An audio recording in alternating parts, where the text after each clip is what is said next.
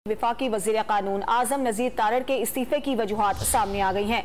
आज़म नज़ीर तारड़ ने supreme court के जजेस की तैनाती पर हुकूमती पॉलिसी में तब्दीली से इख्तलाफ किया है। बात करेंगे ब्यूरो चीफ इस्लामाबाद इफ्तिखार शिराजी साहब ने हमें ज्वाइन किया। शिराजी साहब, क्या मामला है ये? जी देखें, सुप्रीम कोर्ट में 5 खाली नशिस्तें हैं जजेस की जिनके ऊपर तैनाती होनी है और पिछले कुछ अरसे से जुडिशल कमीशन के अंदर जिसकी सदारत chief justice of Pakistan supreme court अता मोहम्मद बदियाल साहब करते हैं, उनकी सरबराही में इजलास हो रहे थे और हुकूमत की इस हवाले से एक बड़ी वाज़ेह पॉलिसी है कि जो सीनियर तरीन जजेस हैं हाई कोर्ट्स में उनको एलिवेट करके सुप्रीम कोर्ट में जज के तौर पर तैनात किया जाए।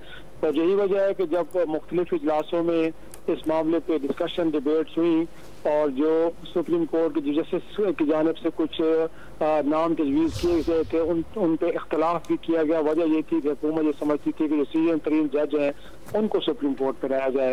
लेकिन बड़ी हैरान कुन बात है, कल जो इजलास हुआ जिसके अंदर कम अज कम 3 जजेस के तो नाम फाइनल हो गए जिनके ऊपर तमाम लोगों ने इत्तफाक किया और आज़म नज़ीर तारड़ साहब को भी बतौर वज़ीर कानून उस पर इत्तफाक करना पड़ा। लेकिन उनके ख्याल में एक अचानक बदलाव आया है हुकूमती पॉलिसी में कि वो वफाकी हुकूमत के जिसने पहले ये मौक़िफ़ अपनाया था कि सीनियर तरीन जजेस को एलिवेट करना चाहिए, अचानक उस मौक़िफ़ में तब्दीली आई और जिसके नतीजे में बिलखुसूस सिंध से एक जूनियर जज को ऊपर लाया गया।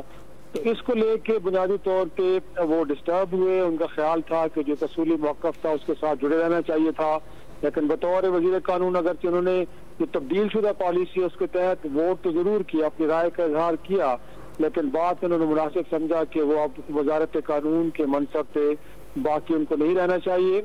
और बड़ी हैरान कुन बात है कि जो उन्होंने अपना इस्तीफा भी है वो भी प्राइम मिनिस्टर ऑफ पाकिस्तान को, कि जो बहरहाल वफाकी काबीना के सरबराह तस्वर होते हैं उनको भेजने के बजाय सदर पाकिस्तान डॉक्टर आरिफ अलवी को भिजवाया है।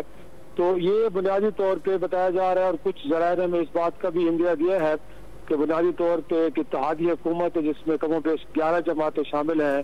तो कुछ इत्तेहादियों के भी कुछ ऐसे कुछ मुतालबात या फरमाइशें उनको कह लें कि जो बतौर वज़ीर कानून के लिए मुमकिन नहीं था उनको पूरा करना, तो उन्होंने मुनासिब समझा कि एक तो हुकूमती पॉलिसी में तब्दीली आई और साथ में कुछ ऐसी फरमाइश है जिनको पूरा करना मुमकिन नहीं। इस्तीफे की वजूहात से मुताल्लिक इफ्तिखार शिराजी अपडेट कर रहे थे। आपको बहुत शुक्रिया।